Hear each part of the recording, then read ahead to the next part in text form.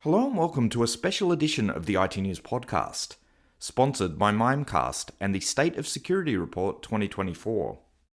Stick around until the end to catch insights from Garrett O'Hara, Mimecast's Senior Director of Sales Engineering for APAC, as he discusses the emerging challenges posed by the rise of collaboration platforms and the imperative for organizations to safeguard their expanding threat surface.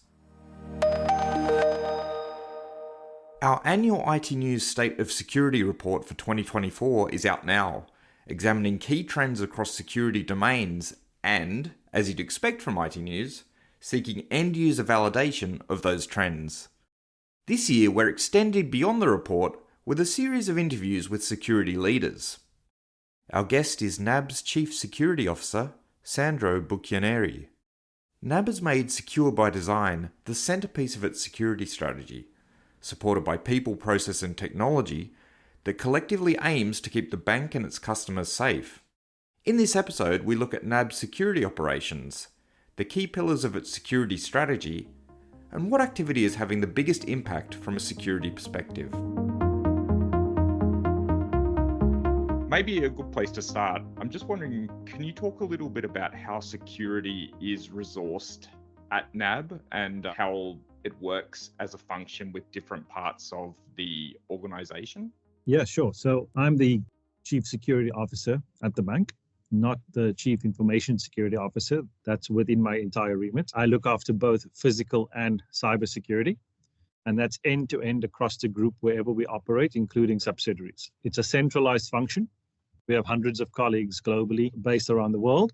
Main centers are Australia, India, Vietnam, and New Zealand. We have a physical security function, which looks after our physical assets, our buildings, making sure our colleagues and customers remain safe.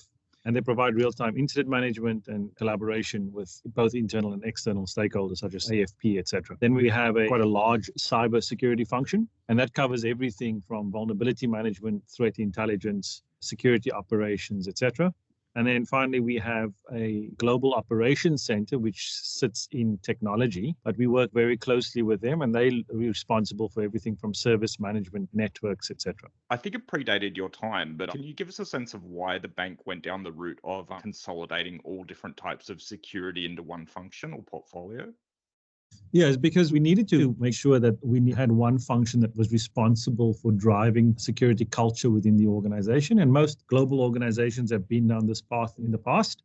And I think the bank wanted to consolidate everything. And that's why we went down that path to consolidate physical and cyber security. And it also helps when we talk about our fusion center and how we operate across the group. I think that's a good opportunity maybe to talk a little bit about the Fusion Center. So I understand this function's brought together physical security, cyber, and also global operations. But I'm just wondering, can you talk a little bit more about that structure and what it's achieved to date? Yeah, sure. So it's been around for about 3 years. The main outcome that we've seen so far is that collaboration across the different spaces have improved significantly. So the intent was to bring physical security, cybersecurity, and our global operations together under one roof so that we can respond to incidents much faster than we would have done in the past. So I'll give you a simple example. If you think about some of the protest activity that we've seen over the years, is predominantly related to climate change. Protesters not happy with many financial institutions funding coal, for example, and they would protest at a given location because of that. Our physical security team would predominantly deal with that. But in order for those protesters to organize themselves, they would use social media, or they would use digital channels to organize themselves. So that's where the cyber element comes in. So that's also threat intelligence that would gather that information. They would then put on to physical security, who can then better protect our customers, our colleagues, and our physical assets. And then obviously the Global Operations Center looks after our availability of our services, etc. And they would feed in information also back into physical security, which then helps us managing any event in that instance. And that's just one example of how the Fusion Center has come about and what we've achieved to date. The Fusion Center itself, has that evolved or changed in the period of time that it's been alive as an entity? Yes, it has. Things like seamless incident management and collaboration has definitely evolved, where it used to be a very siloed view of the world. it's moved to much more collaborative so that we can understand how it impacts different parts of our business. Also, the different security teams, operational teams, etc., sat across multiple sites. So that collaboration has helped bring that closer together. And then because we have operations globally, we do a follow the sun model so that we make sure that we have 24/7 coverage. If we can step back a little bit and talk about what security strategy looks like at the bank, I'd be really interested just to find out, in your perspective, what some of the key pillars are or what some of the key focus areas are.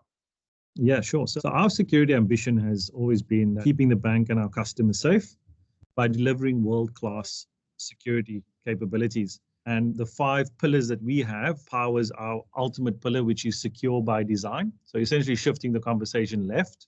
And we've got the 5 pillars that we have is protect. So this is a threat and data-led approach to protect our bank. We have mindset, which predominantly revolves around security culture and the mindset of everyone on how we protect our organization and, more importantly, our customers and their data. We have simplify, so simplifying our environment and our very complex environment, making sure things are much easier to operate, providing a great experience for everyone. Standardize is another pillar, and that's making sure that the choices you can have any color of security you like, so long as it's black. That makes things much easier. That ties back into our simplification pillar. And then the last one we have is partner. And the partnership pillar is important on how we partner with industry, academia, government, etc., on emerging risks. That is then all underpinned by 11 capabilities. And that's essentially what makes up our security strategy for the group. So you mentioned at a very high level there that the overarching approach was, I think, secure by design and shift left. And that's kind of language we probably most often associate with the developer ecosystem and with agile methodology. But I'm assuming you're talking much more broadly there in terms of the application of that terminology. Can you explain a little bit about what you mean by that? Correct. So when our developers are busy with their coding or wanting to deliver a new piece of software, a new feature, etc., they need to do so securely. Now, what typically happens in the old way of doing things globally is that developers would create something that would push it through to production very quickly because they've got deadlines to meet. In doing so, they've missed steps in the process. They could deliver vulnerable applications, vulnerable code into production, and then we go through the cyclical process of having to fix everything again. So the whole methodology around shifting left and doing secure by design is that we're doing it from the onset. There's code analysis that gets done right in the beginning of the program of work. Security consulting in my world is baked into the overall program of work so that by the time it goes into production, and because we've used the standardized approach, we've simplified everything, we pretty much introduce safe code and safe solutions straight into production without the worry that we've had in the past. And that's the predominant issue that most organizations have, is that they haven't focused on the basics or their basic hygiene over the years.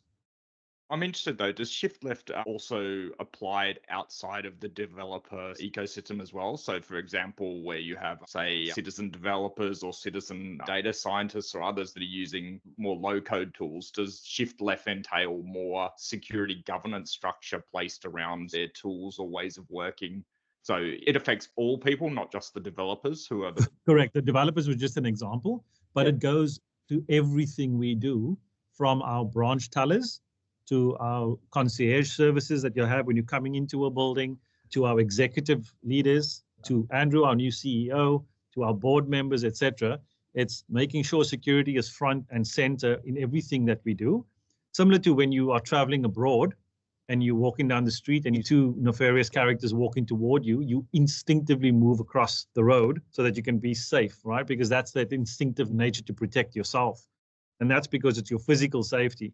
And the same would apply on the digital side, on the cyber side, making sure security is front of mind, that you're not just clicking on a link, that you're not just opening up random files and all those things. It's having that front of mind. And that's why when we say shift left, secure by design, it gets baked into everything we do. One other thing I thought that was interesting that you mentioned, which I'm glad you mentioned, was that security from a focus perspective is not just about protecting bank assets, but it's also about protecting customers. I know the sort of customer protection side is a big priority for banks. I wanted to specifically ask about businesses because we're a business-focused publication. Particularly smaller and medium-sized businesses often don't have resources to manage security. I wondered how you're working in that segment to protect some of those organizations and to share some of your security expertise. This is a major focus for us, and the number of cyber attacks is definitely growing year on year, not just on big organizations such as ourselves, but the small and medium area specifically. And it can take businesses many years to recover from any kind of attack or ransomware or whatever the case may be. And as we are Australia's leading business bank, we try to play a key role in helping small to medium businesses be more secure. So we have done a lot of work in this space specifically. We've launched our partnership with CrowdStrike to provide their first free year for small business customers on CrowdStrike's advanced solution. We provide free cyber assessment services in partnership with Microsoft. We do a lot of webinars educating small to medium businesses. We provide a cybersecurity toolkit. We work closely with the ACSC, the Australian Cybersecurity Centre, to make sure that we can put small businesses at the front and centre of most of the things that we're doing. And also helping the small businesses in all industries understand what this means to them. If you're a coffee shop owner, your most important thing is how you're going to pay the rent is by selling more cups of coffee rather than worrying about the cyber challenges that you're facing because you're a coffee shop. So it's making sure that education is also part and parcel of everything we do in the small business community. You mentioned a couple of partners there, and obviously you mentioned partnership was one of the pillars of the security strategy as well. I just wondered if you could talk a little bit about how you go about determining what partners or partnerships to go with and what technical capabilities that you bring into your security environment. Yeah, so tooling is always a very important thing. When we look at different best of breed services, we try and look at all aspects of what we are actually trying to achieve. And it fills the age-old saying of people, process, and technology. So when we look at our various tool sets, our processes, our people that we have, we try to always go for the best in breed. But it's also important to make sure we are looking at the cost and that everything balances out. So we try to get the best value, mapping their capabilities and ensuring that the tools and services are fit for purpose. It's also important to ensure that anything that we roll out for ourselves is fit for purpose for us. But in the example of the small to medium businesses, we're trying to provide them also with best in breed enterprise grade security because they would typically not be able to afford those type of solutions because it's just too expensive, which is why we've put in these discount offers. We've made some things available freely, etc. Just from a tooling perspective for yourselves, when you're referring to best in breed, obviously one of the challenges of that is you end up with a lot of different sort of tools to monitor. How is your organization going about getting that view of incidents and detections and threats and that complete landscape? So from a security perspective, and when we look at the tooling environment, yes, there's lots and lots of tools. My LinkedIn is filled with third-party vendors trying to sell me stuff. Now, it's not just about, there's no silver bullet for security, and that's the important thing to remember. The most important thing we focus on, and that I've been trying to focus on for the best part of however long I've been in the industry now, over 25 years, is security hygiene. And getting back to our basics.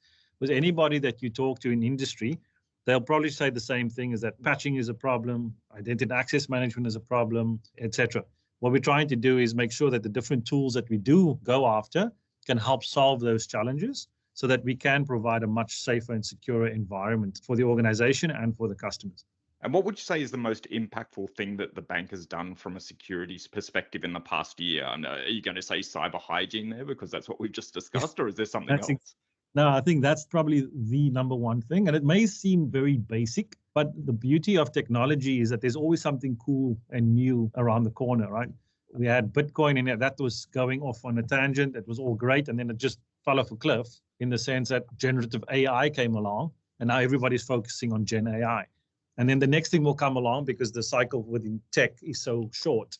So we have focused quite a lot on our security hygiene, making sure that we can embed processes, our technology, etc., in everything we do, which then ties right back to our strategy, which is secure by design. And that makes sure that we have a secure environment that we can operate in. So I think that's probably been the biggest thing that we focused on. The other one as well is moving to a threat and data-led approach. So understanding the threats that are out there, how that may impact our environment, and where we can actually focus our investment dollars. Because there's nothing worse than having investment money and just buying random tools if you don't have a strategy that it can help enable. And just in the final couple of seconds I've got you, if people are excited and wanting to work in the security organization at NAB and work alongside you, what advice can you give them? Look, working in security is extremely rewarding. keeping our customers and our colleagues safe. The example I use is that I like to protect people. Now, I've got that innate ability or instinct to protect. And I got into security because my grandmother got scammed. It was a very long time ago. And because of that, I wanted to make sure that could never, ever happen to her again, but more importantly, to everyone else. So I think it's that instinctive ability to want to protect. People must be curious and they need to be up for a challenge because this is not an easy environment to be in. However, it is a very rewarding environment. And it doesn't matter your background. We need diversity in security, and not just gender, but race, color, creed, etc. We need diversity because everybody brings a different perspective to the table. And there's great opportunities for anybody that wants to come into an organization such as NAB for career development and upskilling. I've had people in the past. I had an actual janitor. In my previous role, he was a janitor and he was teaching himself to code in his spare time after work. One of our CIOs found him and asked him, what's he doing? He said, he was learning to code. He then taught himself to code. We sponsored him for training. And then he eventually moved over to security because he wanted to code securely and wanted to do application security development. So there's lots of opportunities for those people that are curious, that are up for a challenge, and have that innate ability to want to protect. The way we communicate in the business world has changed radically, with the pace of change accelerating with collaboration platforms such as Zoom, Slack, and Teams now widely used, as well as other messaging services such as WhatsApp, Signal, and Telegram. Garrett O'Hara is the Senior Director of Sales Engineering for APAC at Mimecast. He says attackers continue to focus on email, but other platforms are getting threat actors' attention. The sort of much hyped death of email over the last couple of decades, I think we don't really have anything that's comparable in terms of kind of its universal access and low cost. The backbone of any kind of intercompany communication still tends to be email these days. That's not to say we're not seeing growth in the use of messaging platforms, because we definitely are. They're incredibly useful internally, and definitely seen a lot of workloads have shifted across to platforms like Slack as one example for collaboration. Then the problem is anywhere that communication happens, like that's where you're going to see the attacks happen. These changes have led to new risks that need to be understood and mitigated. What's interesting about this is I think we've spent so many years worrying about email, and rightly so. Like we can't not worry about that. But I think what's actually happened is that potentially that's taken so much and sucked so much of our brain space that we're not really maybe paying the attention that we should to messaging platforms and to the risks that they pose for things like malware propagation, and even that internal compromise of users or stealing user credentials. So the risk is partly, I think it's us catching up to the threats that the platforms like Slack and like Teams actually present, and other collaboration platforms. I think in large part what we're kind of seeing is a little bit of the security community now catching up to the work that was done to enable the businesses during the COVID pandemic. The increased workplace complexity created by these new collaboration platforms and the shift towards remote and hybrid teams means organizations need to rethink what their work environment is and how it can be secured. We call it the work protected, and that idea, the notion of work protected, but that work surface has just become so enormous between the sort of, I suppose, the platforms that are approved by the organization. So all of the things that the security and the IT teams are aware of, and that's already enormous, across collaboration, CRM platforms, cloud storage. There's like so many things that we're using in the average organization today. But I would say that the COVID pandemic and work from home, which again we've been talking about for years, but it squeezed some of the things that people do to do their jobs into WhatsApp and Signal and these other places that really we shouldn't be working, but everybody sort of is. So absolutely, there's the huge expansion in the work surface that we have to then protect. Mitigating these new and changing risks requires organizations to rethink how they address the risk of data loss and how they detect and repel attackers. Anywhere the communication's happening, that's a risk, right? And anywhere data is stored is a risk, and anywhere people are working on data is a risk. So those kind of three things come together. I would say being aware of the risk of those collaboration platforms and those environments is the starting point. And many of the security leaders we talk to today are kind of waking up to all the changes of COVID and realizing actually we do need to implement these technical controls on top of these platforms. So Mimecast is an example of one of those where we can scan those messaging platforms so we can look at Teams, for example, and make sure the links are safe, make sure the attachments are safe.